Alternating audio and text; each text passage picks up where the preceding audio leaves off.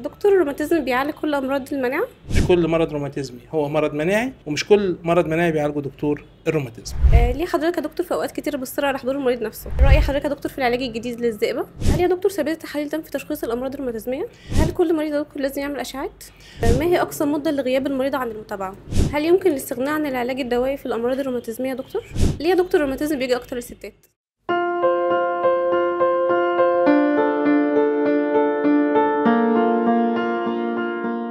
اهلا وسهلا بيك يا دكتور في دمتم سالمين. اهلا وسهلا. الرد على اسئله المرضى من خلال وسائل التواصل المختلفه اهم ما يميز المركز. الحمد لله. بستأذن حضرتك، عندنا شويه اسئله محتاجين نرد عليها. تحت امرك. دكتور الروماتيزم بيعالج كل امراض المناعه؟ الحقيقه لا، مش كل امراض الروماتيزميه مناعيه، ومش كل امراض المناعه بيعالجها دكتور الروماتيزم. يعني ايه الكلام ده؟ في امراض روماتيزميه ملهاش علاقه خالص بالمناعه، منها مثلا على سبيل المثال الخشونه، ده تآكل في الغضاريف، منها على سبيل المثال النقرس، ده ترسب املاح، منها على سبيل المثال الفايبروميالجيا، ده عباره عن لخبطه في جهاز الألم، وبالتالي دي ملهاش اصل مناعي. الجزء الثاني ان في امراض مناعه ذاتيه تانية بيعالجها تخصصات تانية، مثلا القولون التقرحي بيعالجه دكتور جهاز هضمي الا لو في مفاصل. التصلب المتناثر بيعالجه دكتور الاعصاب الا لو في معاه ذئبه. مثلا البهاق لو معهوش التهاب في المفاصل بيعالجه دكتور الامراض الجلديه. وبالتالي مش كل مرض روماتيزمي هو مرض مناعي، ومش كل مرض مناعي بيعالجه دكتور الروماتيزم. ليه حضرتك يا دكتور في اوقات كتير بتصر على حضور المريض نفسه؟ لان كتير قوي بتتبعت لي التحاليل او بتتبعت لي الشكوى، وانا مش قادر عن طريق الشكوى دي احكم عليها اذا كان في التهاب في المفاصل ولا لا، بالذات لو كانت التحاليل سلبيه او كانت معاملات الالتهاب مش موضحه الالتهاب فين. اضافه الى ان في كتير قوي من الاعراض المريض بينسى يقولها، يعني المريض بينسى يقول انه مثلا عنده التهاب في الظهر وهو بيتكلم على التهاب مفاصله كلها، يقول له كل جسمي بيوجعني. طب الظهر هل فيه التهاب ولا لا؟ ده مرض معين. الحاجه الثالثه ان احنا بنحتاج ساعات نشوف اجهزه الجسم التانية، نبص للعيون، نشوف الجهاز العصبي، نشوف القلب نسمعه بالسماعه، نشوف الرئتين اخبارهم ايه، وبالتالي حاجات كتيره قوي ما بيبانش غير بالكشف. ممكن في المتابعه نتيجه بعد المسافه او اي شيء ان احنا نتابع المريض بعد ما يكون عندنا تقييم اولي ليه في الشهور الاولى عن طريق الواتس، الا ان يستطيع انه يجي لنا في خلال 3 شهور او 6 شهور. رأي حضرتك يا دكتور في العلاج الجديد للذئبة؟ العلاجات الجديدة كلها بصفة عامة مفيدة طبعا، لأنها بتحل مشكلة أو بتملى فراغ مش قادرة الأدوية القديمة إن هي تحل. لكن دايما بيبقى فيها مشكلتين. المشكلة الأولى هو ارتفاع ثمنها، يعني مثلا الدواء الجديد للذئبة دواء فعال جدا واستخدمته مع مرضى وكانت فعاليته كويسة جدا، لكن ارتفاع ثمنه مخلينا ما نقدرش نستخدمه مع مرضى كتير قوي. إضافة إلى إنه بيحل المشكلة مش ما اتحلتش عندهم بالأدوية التقليدية. يعني لو مريض بياخد ادويه ومستجيب على الادويه اللي بيمشي عليها ما ياخدش الدواء الجديد، ده متساب للحالات التي لم تستفيد من الادويه التقليديه. كمان بيبقى في مشكله ثانيه، وهي ان بروفايل الاعراض الجانبيه كله ما بيبقاش اختبارناه بايدينا، اصلا بيبقى واضح في الدراسات، بيبقى واضح في النشرات العلميه، لكن ما بيبقاش لينا خبره شخصيه بيه قوي، فما بنسارعش بيه الا للحالات اللي احنا محتاجين نستخدمه فيها بجد. هل يا دكتور ثبات التحاليل تم في تشخيص الامراض الروماتيزميه؟ التحاليل لا تشخص، التحاليل تصنف بوضوح. في امراض كتيره جدا بيطلع فيها التحاليل سلبيه والتشخيص مظبوط، زي الروماتويد السلبي مثلا، زي الذئبه المفصليه، زي الذئبه غير المكتمله، زي حاجات كتيره جدا. دي نقطه مهمه جدا. النقطه الثانيه المهمه انه كمان ساعات ايجابيه التحليل ما تعنيش وجود المرض، يعني بيجي لنا كتير قوي ناس وانت عارفه الكلام ده تحليل روماتويد ايجابي وهم ما عندهمش روماتويد خالص، في سبب اخر هو اللي مخلي التحليل الروماتويد ايجابي. وبالتالي ايجابيه التحليل او سلبيتها مش هي اللي بتشخص، هي بتصنف نوع المرض بعد ما يتم التشخيص بالكشف الاكلينيكي. تمام يا دكتور. هل كل مريض يا دكتور لازم يعمل اشعات؟ لا طبعا، مش كل مريض لازم يعمل اشعات. الاشعات لها دور في تقييم حاجتين. الحاجه الاولى تقييم مدى التآكل اللي حصل، دي بنعرفها بالاكس رايز او بالاشعات المقطعيه. تقييم نشاط المفاصل بيتم في الاشعات عن طريق السونار او عن طريق الرنين، لكن ده بنحتاجه في نسبه قليله جدا من المرضى اللي هم مش قادرين بالكشف نحدد اذا كان في التهاب في المفاصل ولا لا.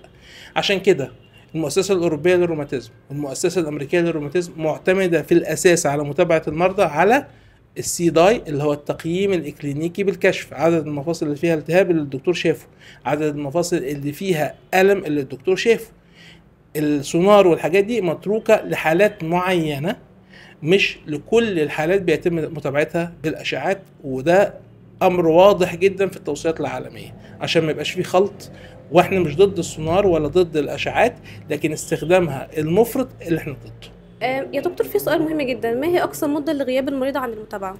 احنا عاده بنتابع المرضى كل 3 شهور او شهرين ل3 شهور في الزياره الاولى، وبعد كده بنتابعه كل 3 شهور، ولو الحاله مستقره ممكن يبقى كل 6 شهور، ودي اقصى مده بنقدر نبعد فيها عن المتابعه علشان نقيم الحاله. الا لو ظروف قهريه بقى زي سفر او حاجه زي كده بنتابع المريض اونلاين كل 3 شهور علشان نتاكد ان مفاصله كويسه، تحاليله كويسه، وان مفيش اي مشاكل طبيه اخرى ظهرت ولا اعراض جانبيه حصلت من الادويه.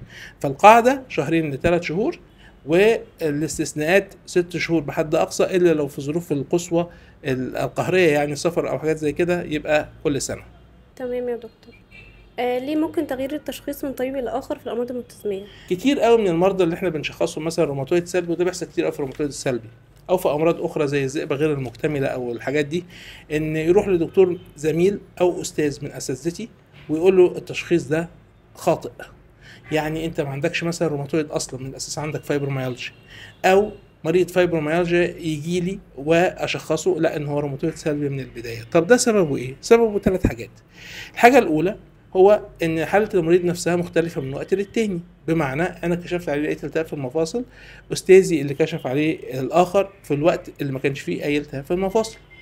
نمره 2 انه مش كل اعراض الروماتيزم او الامراض الروماتيزميه بتظهر مع بعض. يعني ممكن جدا يبقى مريض مثلا شخص روماتويد سلبي سنوات وتظهر الصدفيه بعدها ب3 4 سنين فيبقى روماتويد صدفي، او يظهر ألم في الظهر التهابي يبقى كده بقى تيبس فقاري، أو يظهر قولون تقرحي فيبقى كده مصاحب ليه قولون تقرحي، أو المريض خد العلاج فالتهاب المفاصل بقى تحت السيطرة تماما، راح لحد من أساتذتنا شافه قال له أنت ما عندكش أصلا التهاب في المفاصل والتحاليل سلبية أصلا فأنت ما عندكش، يوقف العلاج 2 3 ونلاقيه جاي لنا تاني زي ما أنت عارفة والتشخيص مظبوط. فاختلاف التشخيص ما بين الدكاترة سببه يا إما حاجة في المريض نفسه، يا إما بسبب وجود أدوية مسيطرة على الأعراض. هل يمكن الاستغناء عن العلاج الدوائي في الأمراض الروماتيزمية يا دكتور؟ قطعا لا. الأمراض الروماتيزمية علاجها الأساسي دوائي.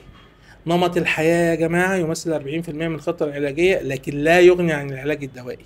وببساطة شديدة جدا بني آدم ما ينفعش يعيش من غير مية.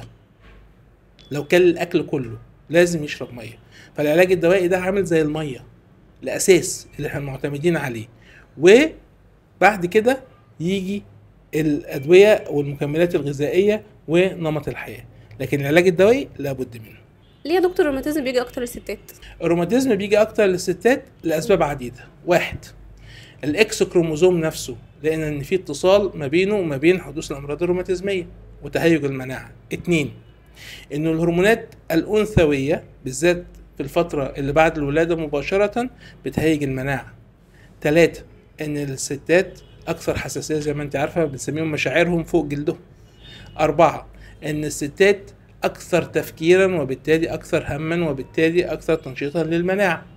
5 الستات في مصر بالذات أقل رياضة من الرجال، وبالتالي بيبقوا هم عندهم أكثر عرضة لتنشيط المناعة وحدوث الأمراض الروماتيزمية. وبعد كل ده وقبل كل ده الستات عندنا في مصر الحقيقة أنا بحييهم تحية خاصة، لأن هم أمهات وكتير منهم بيشتغل وبيقوموا بمهمات كبيرة جدا فوق طاقتهم، وده ممكن جدا يكون محمل عليهم نفسيا وبدنيا وبيبدأ تنشيط المناعة. ازاي حضرتك يا دكتور بترد على كل الأسئلة رغم كثرتها؟ احنا عندنا بقى بروسيس طويلة للرد على الأسئلة. أولا لما بتتبعت الأسئلة بنصنفها إذا كان من متابعين المركز أو من مرضى جدد ما شفناهمش قبل كده.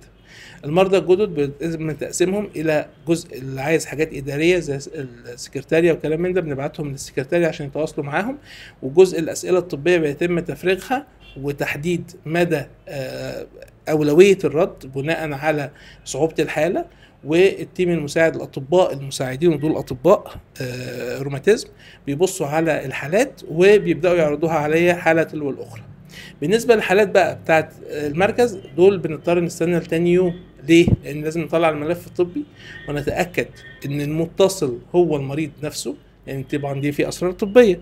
وبعد ما نطمن ان المريض هو نفسه بنبدا نرد على الاسئله سؤال بسؤال، وبنقعد من بعد العياده ما تخلص لغايه الساعه 9 بالليل احيانا نرد على الاسئله. فاعذرونا بقى، الا طبعا لو في نهايه الاسبوع بتبقى في مشكله، لانه بيبقى المركز عندنا اجازه خميس وجمعه، فالمريض بيبعت الاربع بالليل ويقول انتوا ما بتردوش لان احنا بنبدا شغل السبت. فهي دي الحاله الوحيده، او في الاجازات الرسميه.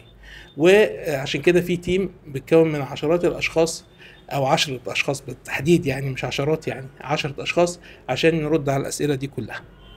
شكرا حضرتك يا دكتور.